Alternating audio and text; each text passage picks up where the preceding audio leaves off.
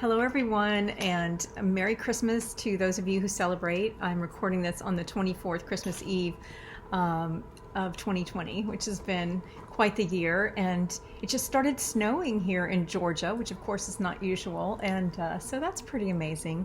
And this is Jill, and this is Jack. I'm dog sitting my brother's dogs, and so they're going to sit with me.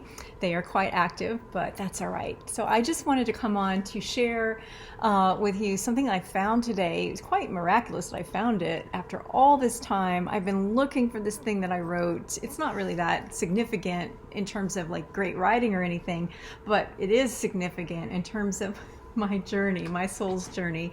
And it's been almost 25 years since I wrote this, and I wanted to share it with you today. Oh my goodness, I may have to put them down. I don't want to. Let's see what we can do. All right, can you guys sit down? I gotta put my glasses on so I can read. Okay, 'twas the night before Christmas. No. So this is, you've heard me talk before, I'm sure, about the 7 Wonders of the Soul. And they were given to me on my birthday in 1997, which was mid-January of 1997. And that's when I wrote this, so just shy of 25 years ago. And so let me read to you, and then I'll have just a few words to say. So, well, actually, let me frame it for you and just say that everything seemed to have been derailed in a way that there was no coming back from, both, kind of from me, my own personal well-being, and my what I saw to be my purpose and mission in this life, and also in terms of a relationship that seemed to be lost forever for unknown reasons.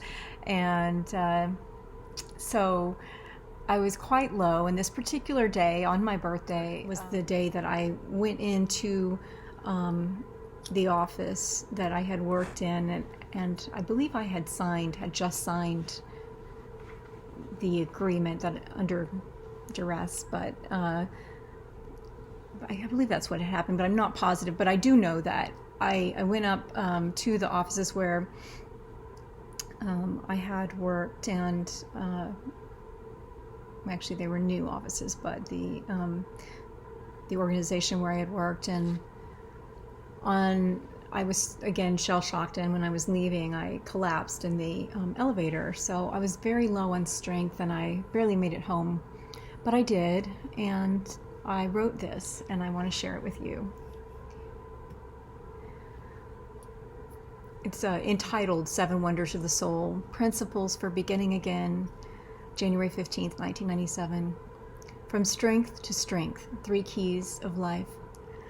In many ways, I trace my understanding of my own spirituality back to those verses I first read from 1 Corinthians chapter 13, the love chapter, the year I was 12. And now these 3 remain: faith, hope, and love. But the greatest of these is love. These words have echoed for me. They have been a foundation for remembering who I am and why I am here. For many years now, I have seen these 7 wonders of the soul as strength built on strength. The foundation are these 3: faith, hope, and love. They are 3 keys to life and the reclamation of the truest teaching through time. While the greatest surely is love, I wonder if we can truly know love without faith. The reverse is true as well. I see these 3 as bound together and working together as one. Embracing the first 3 wonders and living from the values drawn from them leads to healing, then growth, then passion, and the full experience of true passion, and finally, beauty. Put another way, faith is in part built on hope, as hope is sustained by faith. Love can be learned from faith and faithfulness, and without hope, it is doubtful we can know love at all. We find the courage to heal when faith, hope, and love overcome the doubt, despair, and indifference which combine to produce within us a paralyzing fear. Only when we begin to heal can we grow fully into who we are meant to become. Expressing our passion and living in abundance is the result of an intentional choice to heal, grow, and live fully from the truest part of who we are. And finally, we become beautiful in the truest definition of that word when we embody faith, hope, love, healing, growth, and passion, and allow a power greater than ourselves to multiply these gifts through us and introduce others to a spiritual path. While the 7 wonders are not sequential, each wonder supports the others and leads us on to the full expression of our authentic selves. When we use the principle of beginning with strength and building from there, we do more than simple self-improvement. We contribute something of great value, inestimable value to the world, even as we grow in love toward the Creator of every good and perfect gift, whose handiwork is reflected in us and through us. Let's visualize that principle of building on strengths for a moment, using the symbols of the rainbow, pyramids and prisms, and the kaleidoscope. By the way, this was written as if it was going to be an article, but it stayed in my journal for all these years, and I found it today so haphazardly. It's amazing. I haven't read it for many, many years, so it was buried in a digital file. So anyway, rainbows and the promise of possibility. In my own journey, the rainbow has always represented God's presence in my pain. I have written about this in Waterfall Rain, which is now entitled Journey to Sacred Wholeness. I have considered the rainbow a perfect symbol of beauty and promise, the coming together of all the right elements, the true colors of who I am, the space between the sun and rain, the experience of being in the right place at the right time. Because of my own love of rainbows and their connection to my own personal story, I related these 7 wonders of the soul to the 7 colors of the rainbow. Not long after I first started thinking about these 7 wonders, I saw a rainbow after a summer storm that underscored this principle of building on strengths for me.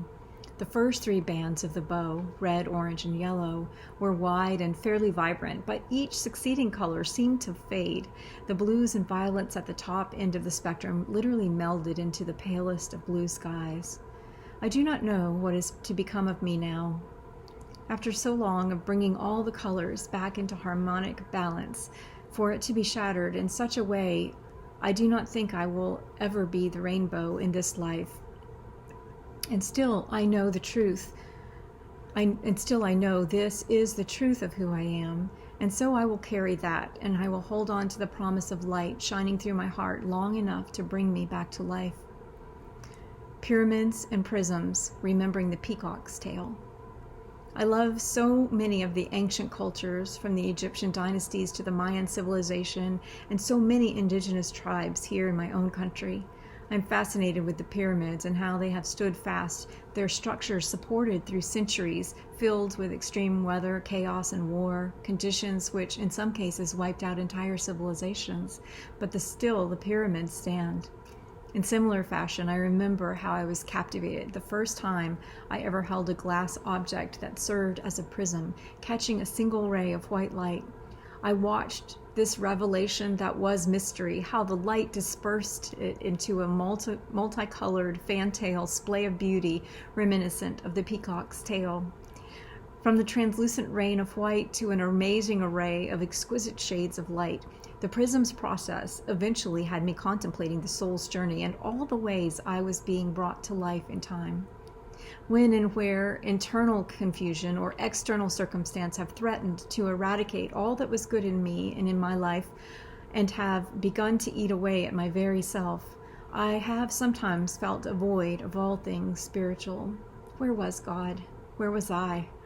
There seemed to be nothing but a void, the absence of color, the lack of light, faith, hope, love. But soon, God began to reveal to me the incredible hues that came from this dark experience when I allowed the true light of Spirit to shine through me. I had to surrender this sacred vessel and let it be a prism, emptied of all that would block the flow of life that gives birth to light, and which the world recognizes as love made manifest. I had to be willing to let that light expose all darkness and fetter out jewels hidden within me and meant to be received by me. I must begin again, or try anyway. What is time? Asks the peacock, and he bids me to trust in the rising and transcend this present pain. I think now of the prism with its base and three sides converging in a single point. Now, picture faith, hope, and love as the three-tiered base of that prism, blending into a substance strong enough to stand the test of time. On the sides, imagine healing, growth, passion, joining together to create a pinnacle of beauty. This makes sense to me as a model for these 7 wonders. Jesus says, they are as 7 suns, a crown of stars. How does God reach through our healing, growth, and passion? My own experience has shown me that God uses the healing of my heart and the growth that comes forth and the passion that follows to shine through all obstacles in a multitude of ways. God can use my weakness to remind me and others of strength found only in what is everlasting, what is true. When we open ourselves and become vessels intended to reflect light, those who look back to see for a moment the beauty that culminates from such submission, which is, after all, true mission here, find themselves reflected in the light.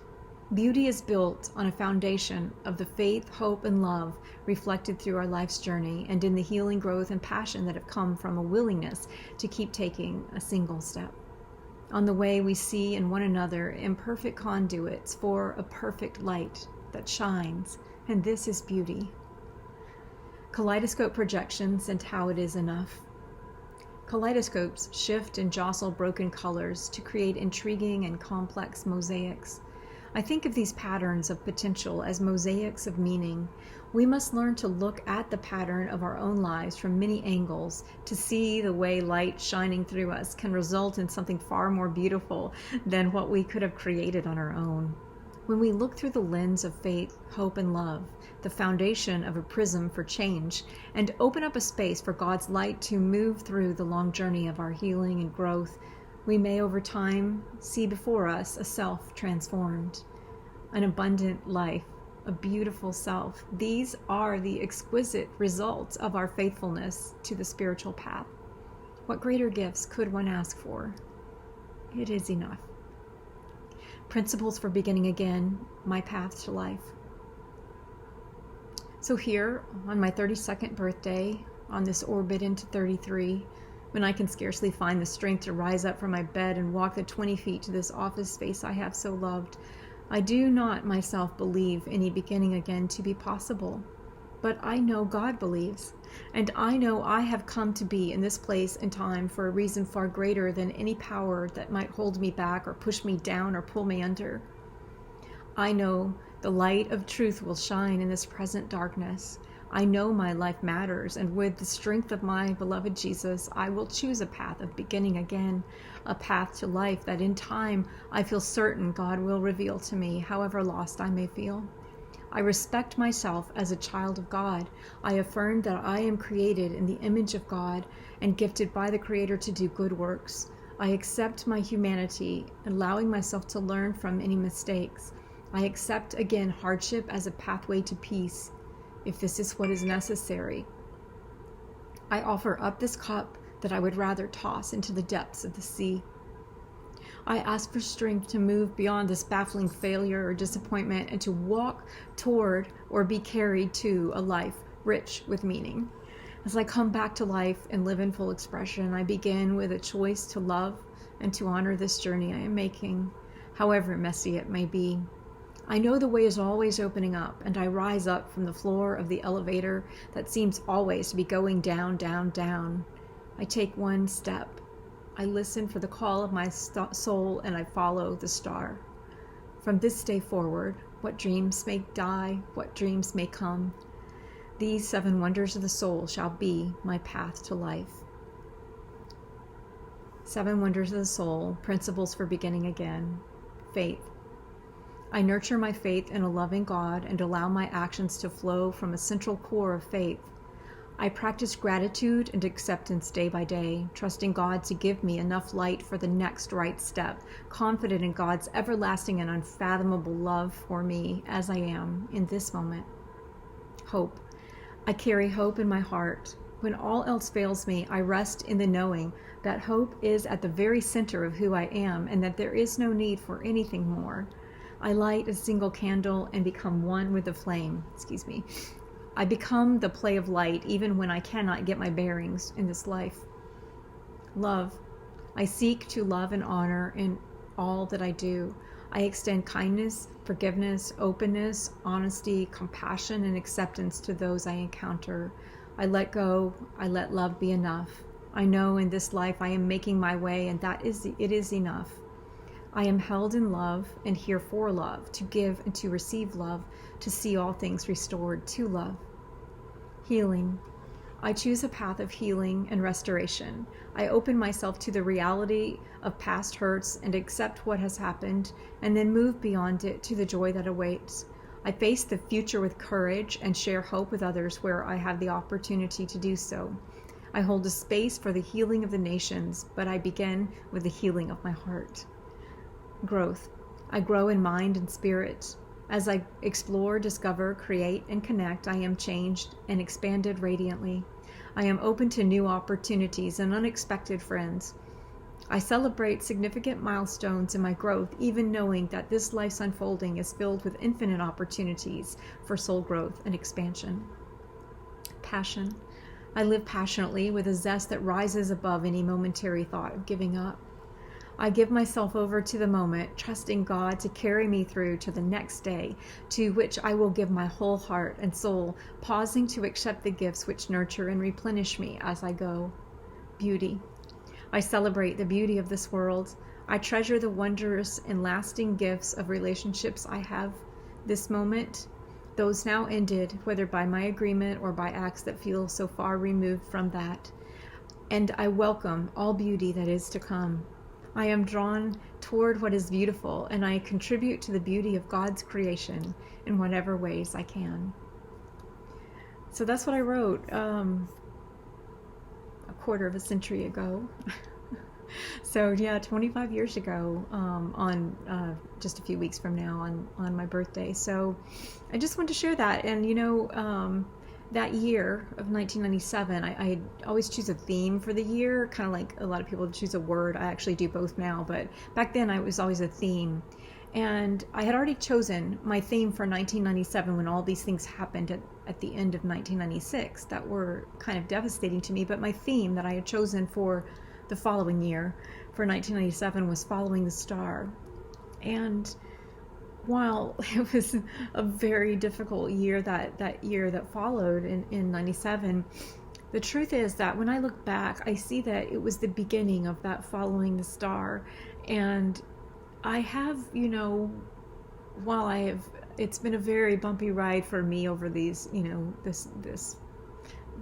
whole life, but particularly those first few years after all of this happened back then. And there have been cycles, as I've mentioned before in my videos, that there has always been within my heart, I've remained committed to this as my path to life, these 7 wonders of the soul: faith, hope, love, healing, passion, healing, growth, passion, beauty. Let me say this again slowly. Faith, hope, love, healing, growth, passion, beauty.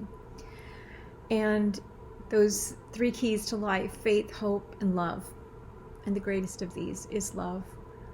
And here, on the eve of the day that we celebrate the birth of Jesus and the coming of the Christ light, there is for me sort of a resonance with this idea of following the star for us collectively, and for, in my own life, a reaffirmation of the acknowledgement of these 3 keys to life that I wrote about: faith, hope, and love, and of that rainbow of the 7 wonders of the soul. And regardless of what has happened for you this year in 2020, which has been so challenging for so many, on so many levels, there is always that star that rises, and there is the light always that is coming into the world.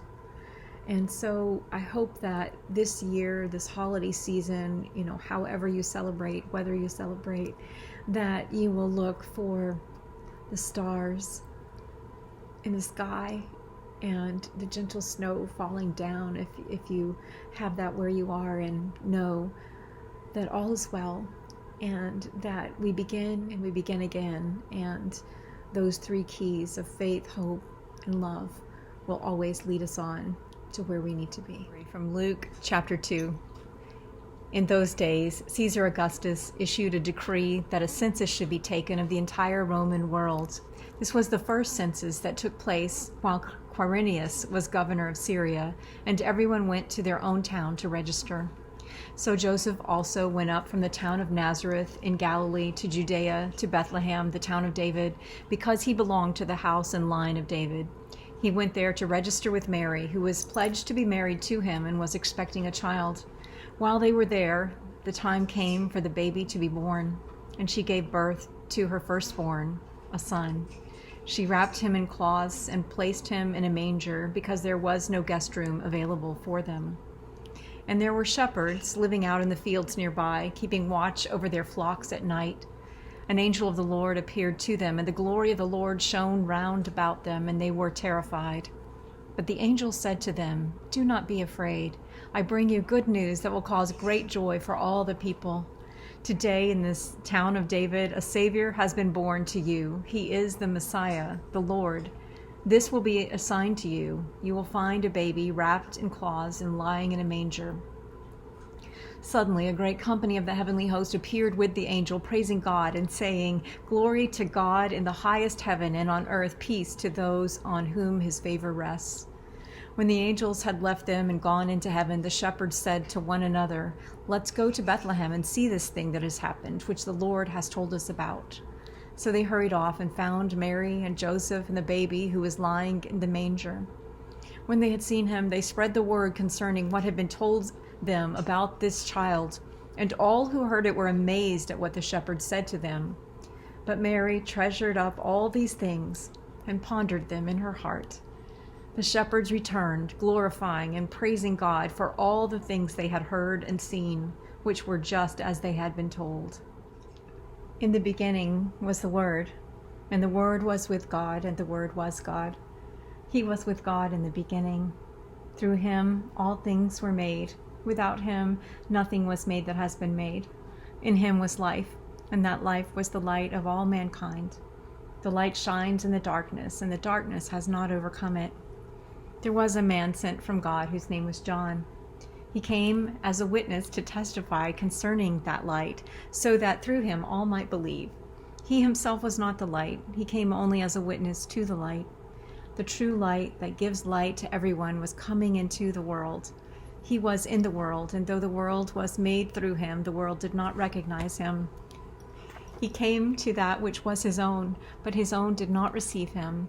Yet to all who did receive him, to those who believed in his name, he gave the right to become children of God. Children born not of natural descent, nor of human decision or a husband's will, but born of God. The Word became flesh and made his dwelling among us. We have seen his glory, of the one and only Son, who came from the Father, full of grace and truth. John testified concerning him. He cried out, saying, "This is the one I spoke about when I said, 'He who comes after me has surpassed me, because he was before me.' Out of his fullness we have all received grace in place of grace already given." Out of his fullness, I already said that. Out of his fullness we have already received grace in place of grace already given. For the law was given through Moses. Grace and truth came through Jesus Christ. No one has ever seen God but the one and only Son, who is himself God and is in closest relationship with the Father, has made him known.